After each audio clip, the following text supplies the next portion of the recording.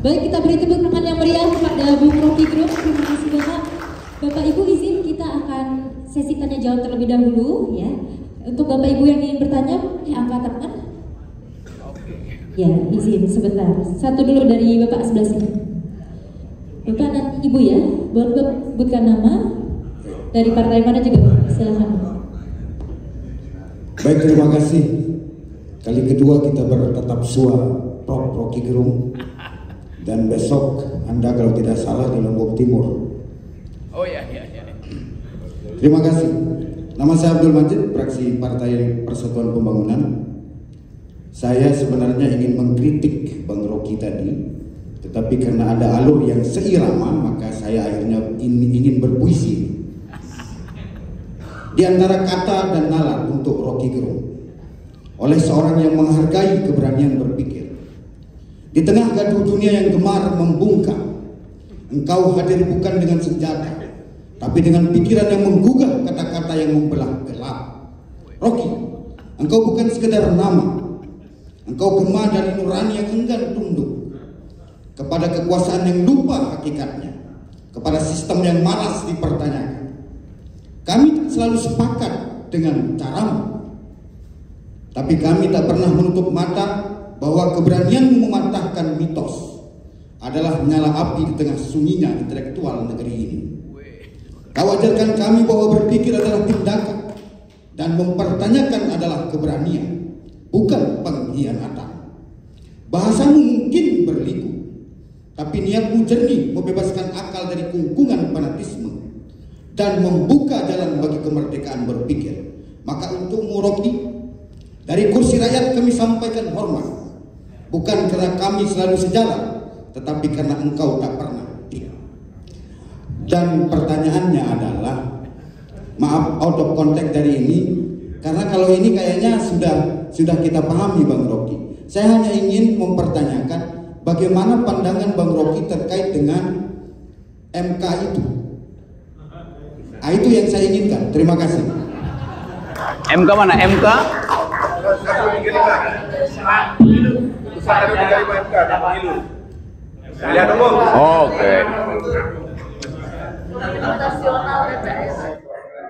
Oke, terima kasih saudara dari P3 tuh. Sekotong. Tadi dia bilang itu puisi dari kursi rakyat. Voice. Itu bikin saya ingin cari kursi pengantin. Puisi dibuatkan oleh seorang pria itu udah bikin galau, apalagi kalau puisinya ditulis oleh seorang perempuan. Wah, saya bisa pingsan sini. Oke, terima kasih ya. Oke. Jadi ada pembuktian bahwa seorang politisi kendati dia berpikir secara dingin dalam soal transaksi politik, tapi batinnya diolah secara rohania dan itu dihasilkan melalui puisi. Jadi saya senang bahwa kita di sini bukan sekedar komunitas yang berupaya untuk meraih, merambah, mengejar kekuasaan, tapi juga untuk menguji kejujuran. Nah, puisi itu adalah bahasa yang paling sempurna dibandingkan dengan konstitusi. Konstitusi itu hanyalah susunan kumpulan huruf-huruf hitam, the black letter of constitution. Kita baca huruf hitamnya. Nah, kalau kita membaca konstitusi dengan cara membaca huruf hitamnya yang dicetak dengan huruf hitam, kita gagal melihat spasi di antara dua kalimat hitam itu yang warnanya putih. Itu yang kita maksud read between the line. Baca di antara kalimat yang memang nggak ada tulisannya. Spasi 1 dan spasi 2 ada spasi yang putih itu tuh, jaraknya. Nah, di situ kita sebut konstitusi itu harus ditafsirkan berdasarkan kemampuan akademis kita dan keandalan historis kita. Itu yang kita sebut living constitution. Konstitusi itu hidup, bukan huruf mati. Nah, tugas anggota DPR adalah menghidupkan tafsir tentang konstitusi. Bukan mematikan. Tugas dari hukum tata negara memastikan bahwa konstitusi itu tetap di dalam bunyi huruf-huruf hitam. Tapi politik menghidupkan yang mati.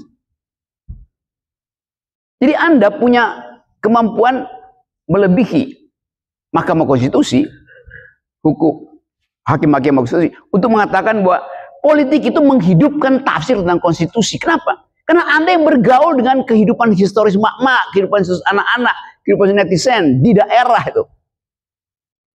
Filosofinya di situ. Yang diucapkan oleh Mahkamah Konstitusi bisa dibatalkan oleh keputusan politik. Kita bisa sebut itu diskresi dari anggota DPR. Anggota DPR Jakarta, bukan seluruh anggota DPR punya hak yang sama. Kan yang membedakan Anda dengan yang di Senayan itu kan cuman statusnya jika nasional apa lokal, tetapi sama-sama mewakili kedaulatan rakyat. Mewakili ya. Anda hanya mewakili kedaulatan rakyat, bukan menjadi penerjemah kedaulatan rakyat. Rakyat tidak minta Anda menerjemahkan kedaulatan mereka, apalagi kalau dikatakan kami mewakili berarti kedaulatan rakyat sudah pindah pada kami. Enggak pernah kedaulatan itu saya serahkan pada kalian. Yang saya serahkan bukan kedaulatan saya, tapi kepentingan politik saya 5 tahunan. Itu intinya tuh. Masyarakat Lombok Barat menyerahkan kepentingan politiknya 5 tahunan pada teman-teman yang ada di sini. Bukan kedaulatan mereka. Kedaulatan tidak bisa diambil dari saya, bahkan tidak bisa saya titipkan. Yang saya bisa titipkan adalah aspirasi politik saya. Dan itu bisa berubah setiap 5 tahun tuh. Nah, kedaulatan tidak mungkin berubah tuh. Itu dasar filosofinya dulu ya. Sekarang soal keputusan MK itu. Ya ada yang melihat dari sudut pragmatisme. Enak, ada tambahan 2 tahun. Ya kan? Ada yang mempersoalkan legitimasi Anda apa setelah 2 tahun tuh. Kan Anda nggak punya legitimasi. Kalau Anda diminta 5 tahun, kenapa jadi 7 tahun tuh? Debatnya di situ sekarang. Tetapi buat saya punya pikiran lain bahwa justru dengan dibuat jarak antara nasional dan lokal, ada kesempatan untuk menguji hasil nasional di tingkat lokal setelah 2 tahun.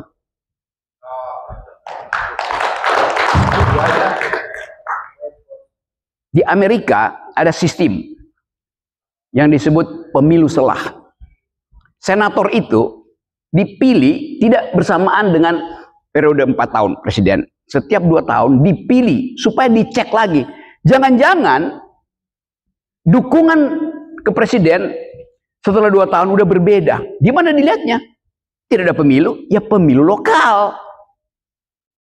Nasional masih dipimpin oleh Gerindra, ya pemilu lokal mungkin Indonesia Timur bukan lagi Gerindra tuh. Maka presiden akan awas, waduh, ada bahaya nanti setelah 2 tahun berikutnya, pemilihan berikutnya. Itu yang dilihat tuh. Saya melihat itu dari kepentingan saya untuk check and recheck the legitimacy of the existing government. Nah, saya itu, silakan debat. Iya, tapi yang iya ini transisinya yang 2 tahun itu kelebihan. Kelebihan apa? Kelebihan masa jabatan, bukan kelebihan honorarium. Kan kelebihan gaji yang dimaksudkan.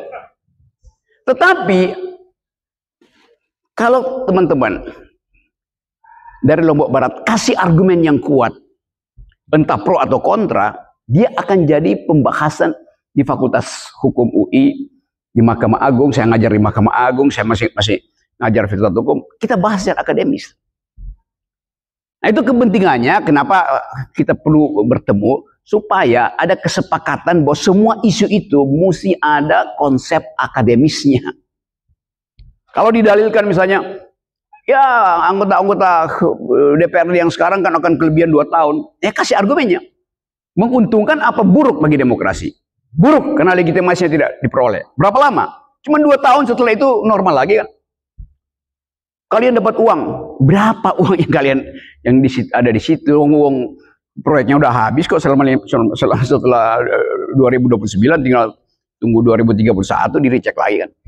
Jadi itu yang saya maksud, kita bicara secara komprehensif tuh, supaya kita tidak dimakan oleh tafsir-tafsir yang sekedar black letter of law.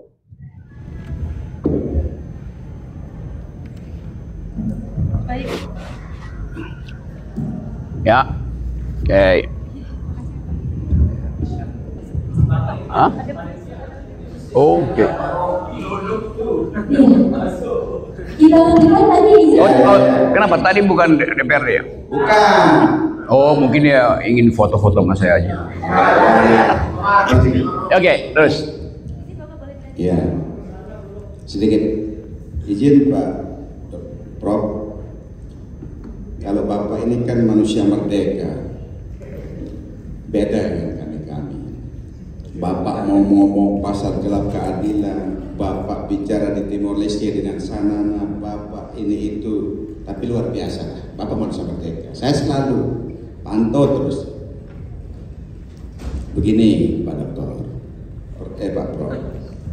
Pertama, dari kita yang namanya Parlemen Kabupaten atau DPR ini sudah semua apa yang diajarkan Bapak terkait bedanya legitimasi dengan legalitas dan lain sebagainya, penguatan pada tingkat pemahaman kita sudah kita kuasai. Namun yang berbeda kadang-kadang, yang ini menurut kacamata kami perlu nanti Pak Rocky dengungkan di tingkat elit, makna otonomi daerah awalnya ketika degradasi otonomi daerah sesuai dengan undang-undang terkikis secara pelan-pelan dan kembali lagi secara drastis.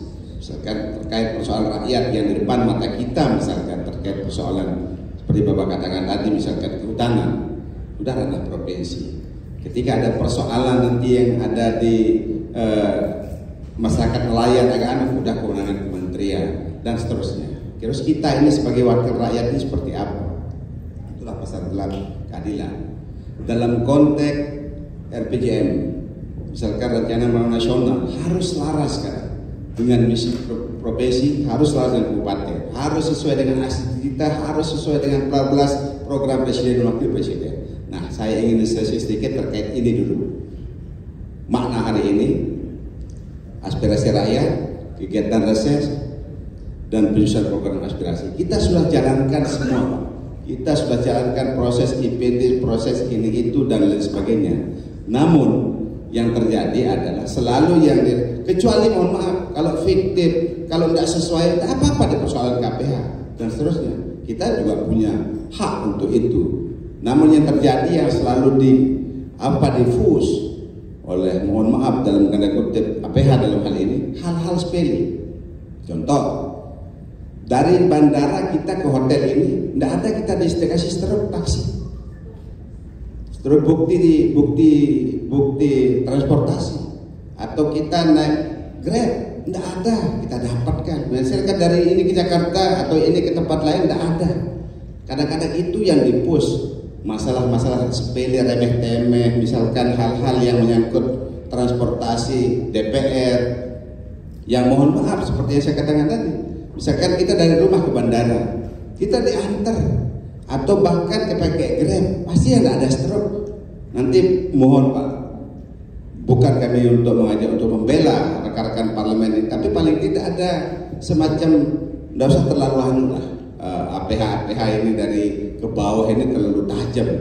Kalau yang tinggi-tinggi, yang besar-besar ini kan sampai dari ini tidak ada terlihat. Makanya sesuai saran Bapak yang terakhir, alhamdulillah ketua kami ini MBS, manusia yang berakal sehat, bahasa Bapak ini luar biasa lah mensupport kami. Terima kasih. Oke, Bapak partai apa ya? Partai PAN. Oke. Sedikit Bung Rocky, saya ingin bertanya sedikit saja.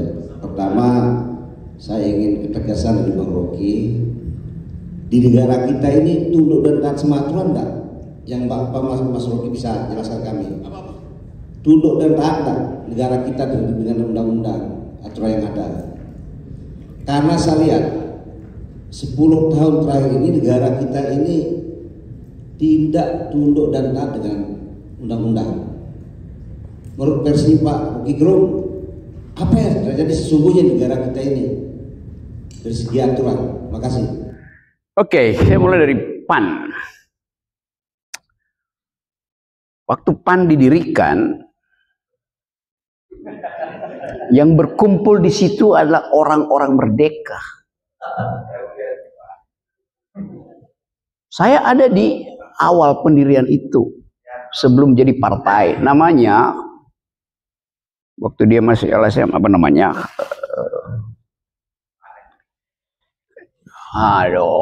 Sebelum jadi partai apa namanya? Jadi kita dulu berkumpul di awal reformasi untuk mencari apa partai yang memungkinkan pikiran akademis itu diloloskan menjadi proposal politik. MARA, Majelis Amanat Rakyat, MARA atau apa itu. Kita sering kumpul di Menteng situ, tempatnya Ibu Tuti. Nah, Ibu Tuti akhirnya jadi semacam Tuti Herati itu, profesor UI itu. Ada Pak Amin Rais di situ, macam-macam.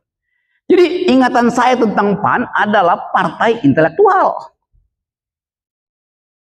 Dasar dari intelektualitas adalah kebebasan, kemerdekaan untuk berpikir.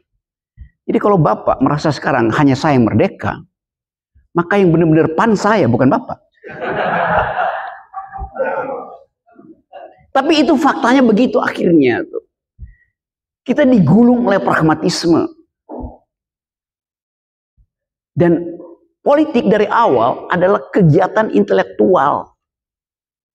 So bring intellectual back into politics. Itu yang ada di awal kemerdekaan kita. Politik diucapkan dengan argumen akademis oleh Natsir, oleh Hatta, Syahrir, Soekarno, Buya Hamka, Haji Agus Salim, bertengkar dengan konsep-konsep intelektual. Kendati mereka semua tidak punya ijazah, otodidak. Yang sekarang kita tidak lihat ada pertengkaran akademis di dalam politik selama 10 tahun ini. Apa yang diperpanjang oleh Pak Jokowi? Jalan tol diperpanjang, jalan pikiran makin pendek. Gak ada jalan pikiran di kita macet sekarang. Begitu saya inginkan ada pembicaraan tentang global economy, global politics, kalian menganggap ya kita di lokal. Jadi mentalnya udah membuat kita localize. Padahal anggota DPR itu mewakili hutan seluruh dunia. Bukan sekedar hutan ekstraktif di Lombok. Tapi kalau kita bilang, I do speak environmental ethics as a member of the parliament. Maka saya bicara tentang etika global. Sekarang orang bicara etika global. Yang isinya adalah otonomi itu. Jadi kalau soal otonomi daerah itu. Coba PAN. Saya ingat, satu waktu saya diundang oleh DPP PAN untuk bicara tentang tadi soal otonomi itu. Mungkin 2019 itu. Saya bilang begini, PAN itu kaya konsep, harusnya kaya konsep. Isinya dosen banyak di situ, aktivis banyak di situ tuh. Tapi kalau PAN ingin konsisten dengan otonomi, maka lanjutkan logikanya tuh. Apa logikanya? Negara federal. Pak Amin Rais pernah bicara itu, saya pernah bicara itu. Hanya dengan bentuk negara federal dimungkinkan otonomi menjadi maksimal, itu dasarnya. Mau nggak? Oh jangan negara kesatuan. Nggak ada soal negara kesatuan. Amerika juga negara kesatuan, tapi federal. Eropa negara-negara federal, tapi kesatuan. Tetapi ide federalisme itu dianggap akan ada pemisahan Indonesia Timur jadi negara sendiri. Misalnya. Itu yang mesti diolah secara konseptual. Jadi jangan tanggung. Otonomi daerah beri hak pada daerah untuk mengatur. Oh iya, sekarang haknya harus dituntut lebih tinggi. Apa? Federalisme. Supaya anggota DPD itu betul-betul jadi senator. Kan begitu cara berpikirnya tuh. Jadi coba kembangkan lagi di PAN pikiran-pikiran semacam itu. Wah, kita memerlukan sesuatu itu diuji secara konseptual. Itu yang selalu tidak saya lihat. Saya nggak lihat ada perdebatan. Semua talk show di Jakarta itu apa dangkal semua kan? Nggak ada perdebatan intelektual, nggak ada perdebatan konseptual kok. Tiba-tiba ada partai baru, namanya Partai Solidaritas Indonesia. Logonya banteng. Bukan, logonya gajah. Nggak apa. Yang akan dideklarasikan dari Solo.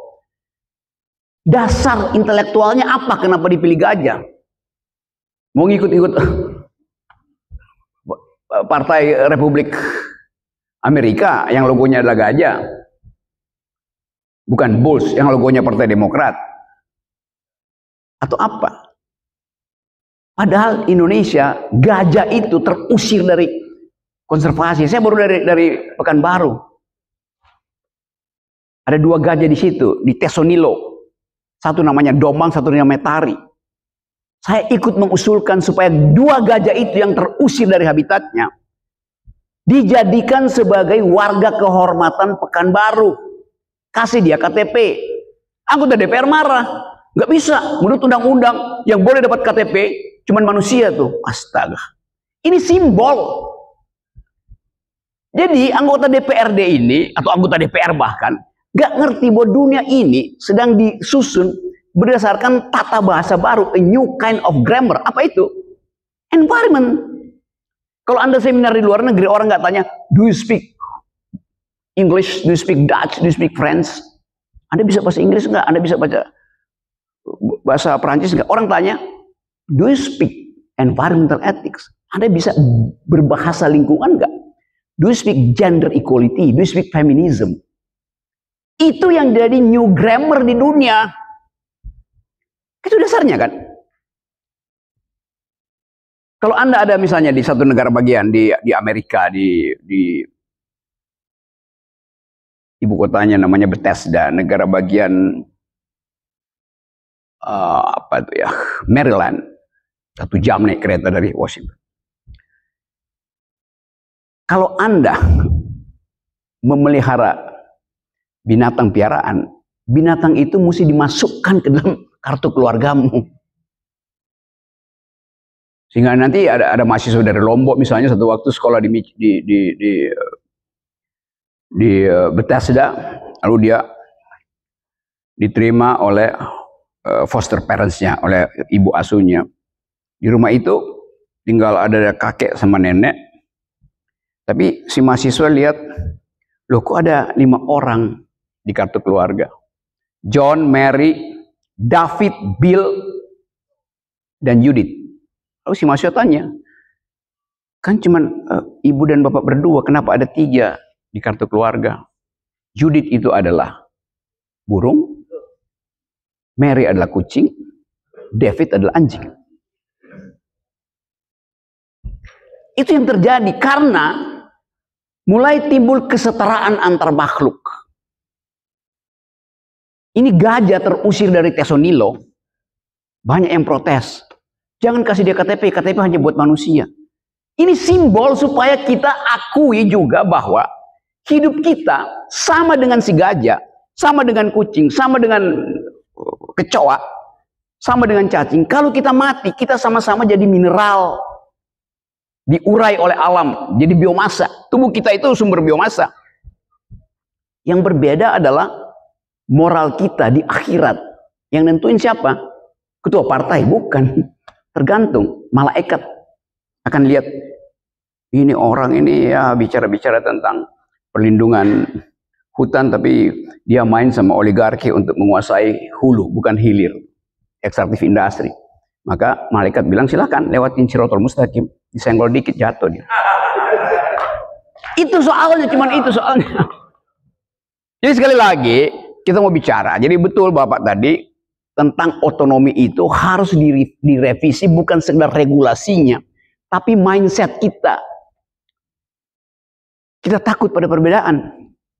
Pak Jokowi bilang demi persatuan, maka jangan ada perbedaan. Loh, negeri ini didirikan oleh perbedaan. Karena ada perbedaan, diperlukan persatuan. Itu filosofinya. Bukan demi persatuan perbedaan nggak boleh. Kan ngaco loh. Karena perbedaan menimbulkan oposisi. Indonesia bukan negara yang didesain melalui demokrasi liberal, ada oposisi. Oposisi itu artinya kritik. Tidak ada oposisi artinya boleh ada kritik. Maka jadilah otoriter. Itu dasarnya. Jadi kelihatannya teman-teman pasti datang, ada yang akademisi, ada yang mungkin mantan dosen, mantan pengusaha. Kita mau kembalikan diskursus politik itu ke dalam wilayah perdebatan intelektual. Sama seperti ketika Indonesia dibangun, konstitusi kita hasil perdebatan 3 bulan. tentang kita mau bangun negara yang bersifat Islam, bersifat kerajaan, bersifat republik, atau bersifat apa. Dan kita putuskan kita mau bangun negeri ini, asasnya adalah republik. Dari kata res publica, semua urusan publik harus berbasis pada pertengkaran akademis. Jadi dalam republik dimungkinkan orang memberi kritik karena urusan publik. Saya nggak pernah kritik Pak Jokowi, saya kritik kebijakannya. Tiba-tiba orang bilang, Rocky Gerung nggak pernah kritik Pak Prabowo. Waktu dia masuk kabinet, saya yang kritik pertama. Kenapa nggak Pak Rocky Gerung tidak kritik setajam, tidak kritik Pak Prabowo setajam Rocky Gerung mengkritik Presiden Jokowi? Kenapa? Gampang. Masalahnya apa? Apakah Prabowo ijazahnya palsu sehingga saya harus kritik? Apakah Prabowo yang bikin IKN sehingga saya harus kritik memboroskan anggaran? Apakah Prabowo yang menjanjikan mobil nasional? Kan itu. Jadi orang merasa Rocky Gerung paling nggak netral dong. Oke, saya bilang oke, saya netral. Ah iya, bagus begitu. Apakah saya netral? Saya netral karena Anda minta saya netral. Artinya saya tidak netral, kan itu dah. Begitu. Logik sih itu kok nggak bisa masuk akal itu. Kalau kritik Jokowi, kritik Prabowo juga. Iya. Tetapi sasaran kritik saya kebijakan Jokowi yang membocorkan anggaran, membangun infrastruktur yang belum diperlukan dengan akibat hari ini. Itu dasarnya begitu. SBY Anda nggak kritik, saya kritik SBY. Kenapa kritik seperti Jokowi? SBY bikin utang 2 triliun, Jokowi bikin utang udah 8 triliun dolar. Dan yang mesti bayar siapa? Yang mesti bayar generasi yang disebut sebagai generasi emas. Bonus demografi. Lalu Jokowi pamer, kalian anak-anak muda nanti 2045 gaji kalian akan 10 kali lipat dari gaji hari ini. Itu namanya bonus demografi. Gimana konsepnya? Anak-anak muda hari ini akan jadi bonus demografi, gajinya 10 kali lipat. Kalau anak-anak muda yang seumur mereka di Singapura, di Malaysia, di Bangkok, berhenti ekonominya, baru itu namanya bonus demografi. Kalau mereka, kita 10 kali lipat, mereka 40 kali lipat, ya bonusnya di mereka. Disebut bonus demografi di dalam perbandingan antara generasi di sini dengan generasi di tetangga kita, bukan generasi ini dengan dan generasi yang sama di 2045. Bagaimana perbandingannya? Kan kita membandingkan potensi kita maju dibandingkan dengan potensi sejenis di negara lain. Itu namanya bonus demografi. Begitu cara berpikirnya. Tapi nggak ada yang kasih kritik. Seolah-olah kita hidup sendiri, nggak ada pembanding kan? Kan ngaco. Apalagi istilah bonus demografi, mestinya PAN bongkar tuh istilah itu. Cari di dalam ensiklopedia pembangunan, teori politik, teori kebijakan, teori ekonomi. Bonus demografi itu apa? Yang ada demographic dividend, itu istilahnya. Tiba-tiba Pak Jokowi berpuluh-puluh tahun bonus demografi. Siapa yang ajarin itu bonus demografi? Dividen artinya ada investasi terhadap generasi hari ini, kita panen nanti, itu namanya dividen. Kalau bonus itu nggak ada, ya bonus ya bisa ambil, bisa nggak ambil, didapat nggak. Jadi dengan konsep pun kita nggak mampu itu. Nah itu yang saya terangkan ke publik, sehingga saya dilaporkan berkali-kali ke polisi, sampai sekarang masih ada 30 laporannya. Tapi kemudian Rocky Gerung nggak pernah bisa ditangkap itu. Berarti ada backingnya, ya backingnya otak saya gitu. Kan nggak mungkin saya ditangkap untuk hal-hal yang sifatnya akademis. Bikinnya seminar, saya ngapain saya diadili? Atau saya terangkan itu. Kan saya nggak punya partai sendirian. Hobi saya naik gunung, bukan naik jabatan. Jadi sekali lagi betul, ya kita bicara tadi. Diingatkan bahwa konsep otonomi harus dibongkar ulang tuh. Konsekuensi maksimalnya adalah bentuk federalisme, itu intinya. Kalau takut bicara soal itu, ya nggak usah bicara otonomi. Namanya otonom. Maka bentuk termulia tersempurna dari otonomi itu adalah federalisme. Indonesia jadi negara-negara bagian di dalam NKRI sebagai persemakmuran. Kan nggak ada soal. Masalahnya kenapa kita takut masuk dalam pembicaraan itu? Makasih.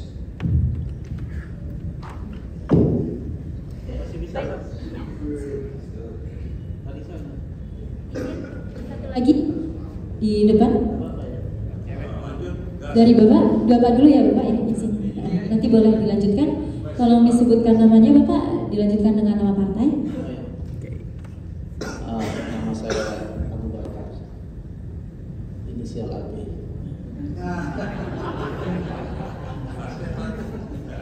Saya dari Partai Keadilan Sejahtera PKS. Ini jumpa dengan Bung Rocky karena kita ini di politik ini seringkali pikiran, ide-ide, gagasan itu terbelenggu. Ya memang ada ruang-ruang kecemasan, kegelisahan gitu kan. Mencari cara untuk membebaskannya itu seperti apa gitu. Sehingga bisa tertuang dalam produk konstitusi seperti yang Bung Rocky sampaikan. Menarik ini karena Bung Rocky ekspektasinya terhadap kami sebagai senator lokal itu pojok-pojok Indonesia ini punya kontribusi besar bagi pikiran-pikiran dunia ini kan begitu. Kami berada di lokasi yang sangat strategik. Di Lombok Barat ini ada alur Alki 2, alur laut kepulauan Indonesia itu hampir every hours itu kapal-kapal luar negeri itu melintas dari Selat Lombok ke Selat Makassar. Saya karena tinggal di pulau jadi tahu persis. Itu salah satu potensi strategi karena bicara geopolitik tadi Bung Rocky. Mungkin ada satu pandangan-pandangan yang lebih bisa menjadi daya tarik nasional untuk bisa melirik daerah ini menjadi pintu masuk untuk bicara tentang dunia dan begitu.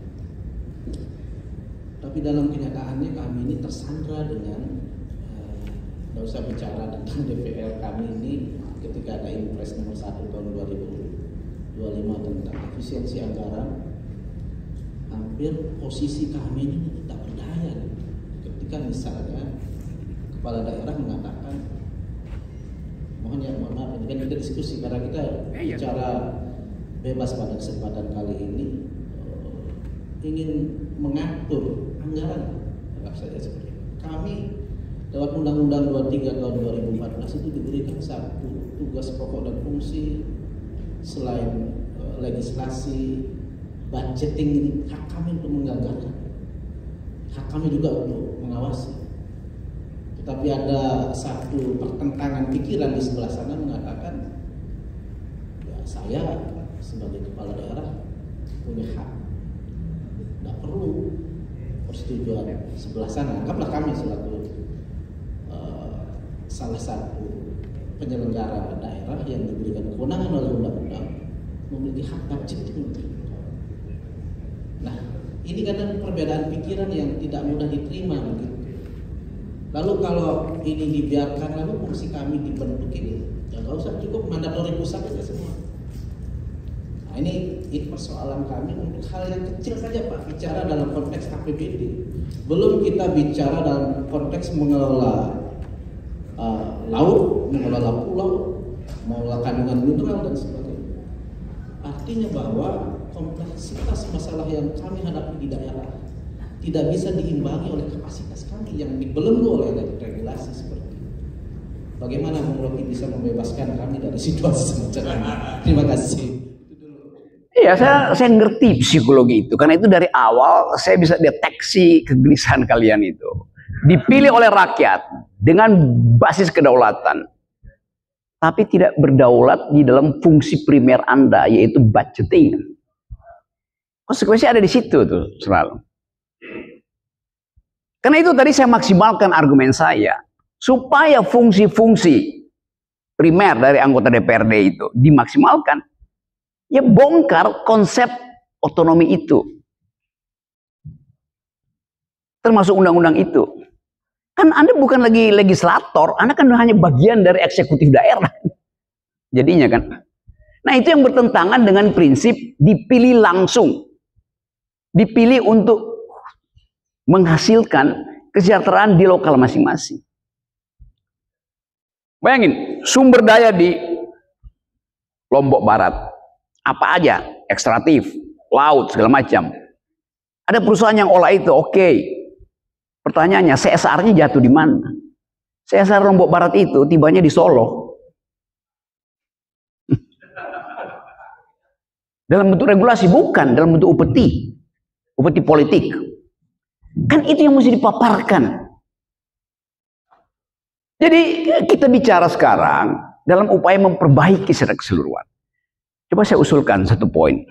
Bagaimana kalau soal mandatori ini dibahas dengan mengembalikan tugas pokok anggota DPRD pergi ke Mahkamah Konstitusi, lakukan judicial review.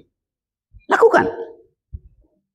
Sebelum itu, bikin kaukus antar anggota DPRD se-Indonesia. Problemnya sama kok. Judicial review aja. Supaya terbuka problemnya tuh. Karena pikiran efisiensi beda yang dipikirkan oleh presiden karena mau menghemat, karena memang kosong. Tetapi presiden bisa katakan ini kosong karena selama ini dirampok, dihambur-hamburkan. Tapi kan nggak mungkin Presiden Prabowo mengucapkan itu sebagai sopan santun politik terhadap Presiden Jokowi itu. Beliau pasti mengerti itu. Karena itu diefisienkan. Sekarang mau ditambah pemasukan negara, mulai dengan Satgas legal anti hutan ilegal itu yang dikuasai. Saya kasih contoh, saya baru dari Pekanbaru minggu lalu. Pekanbaru itu hutan primernya yang dikonservasi itu. Sejak Pak Jokowi tinggal Pak Jokowi mulai 10 tahun lalu 65% hutan.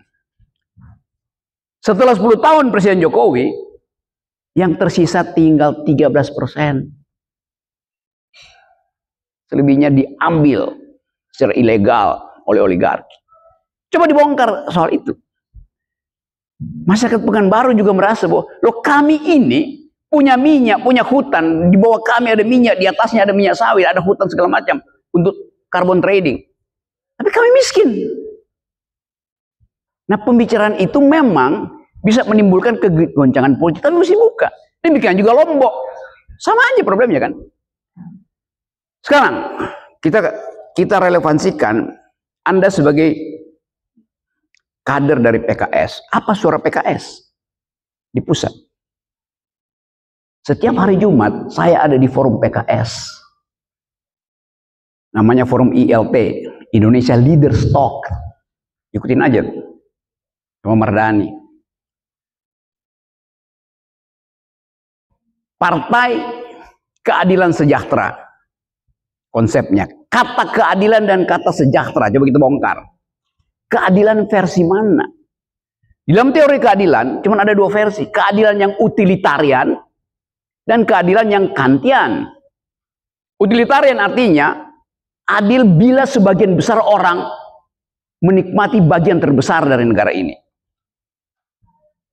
Kantian artinya tidak boleh satu orang pun tercecer di dalam pembagian. Keadilan yang mana? Udah pernah nggak PKS seminarkan itu? Apalagi kalau pakai versi Muslim. Lebih gila lagi tuh. Bahwa semua ini titipan, bukan punya negara.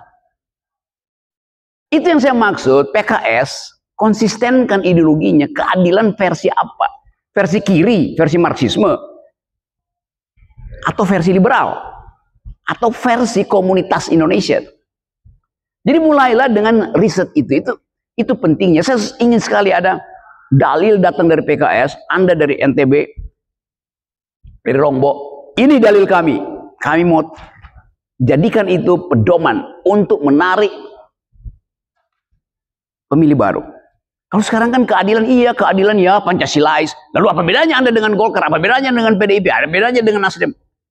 Kan mesti ada diferensiasi dalam teori keadilan supaya dia berbunyi di dalam kebijakan. Gitu aja. Jadi semacam usulan. Jadi saya usulkan bikin kaukus Ya mulai dengan WA Group di antara anggota DPRD se-Indonesia atau Indonesia Timur atau apa aja mulai, supaya mulai tadi raise the issue itu. Bahwa fungsi kami dipilih langsung, tapi kami tidak punya otonomi langsung pada rakyat kami, harus melalui regulasi pusat. Itu adil apa tidak tuh? Kami dituntut oleh rakyat dan kami tidak mungkin ucapkan itu karena ada hierarki regulasi. Jadi bikin paper akademis yang kuat, pamerkan pada publik. Saya bantuin nanti. Makasih. Satu pertanyaan lagi aja. Oke. Ya, Oke.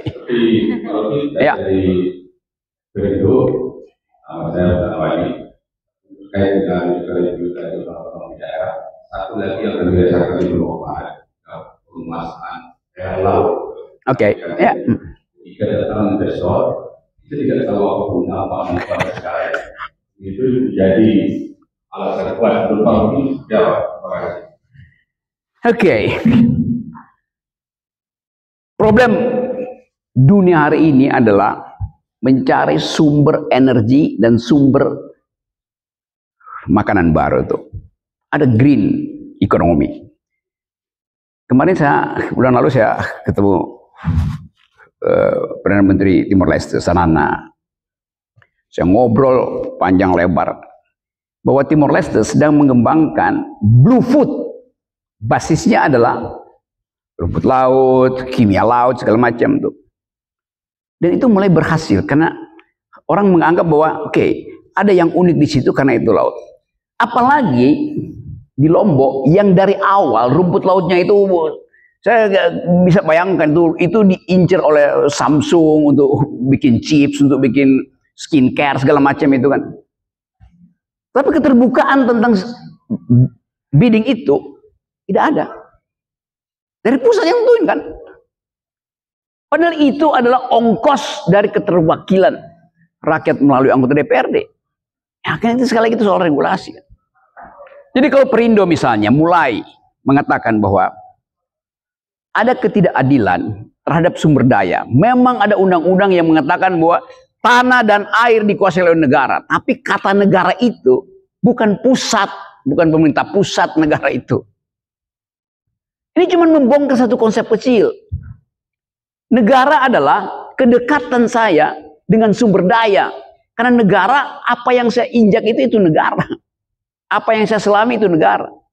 Negara yang ada di pusat, konsep pusat itu adalah sentralisasi, terutama ekonomi. Berat. Itu yang potensi di Indonesia Timur. Jadi sumber daya kita itu berlebih. Sekarang pemerintah dari era Pak Jokowi hilirisasi, ya oke. Silakan hilirisasi, bagus. Tetapi diperiksa apakah yang dihilir itu energinya udah bersih lewat smelter sehingga bisa diekspor.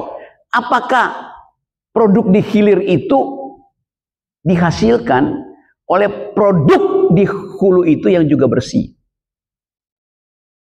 Kalau cuma ada 4 pemain di nikel, 8 pemain di sawit, 20 pemain di batu bara, itu artinya di hulu kotor secara politik. Karena dihasilkan lewat transaksi oligarkis. Jadi di hilir dia bersih, di hulu dia kotor. Kotornya secara politik. Karena tukar tambah kepentingan. Bisa.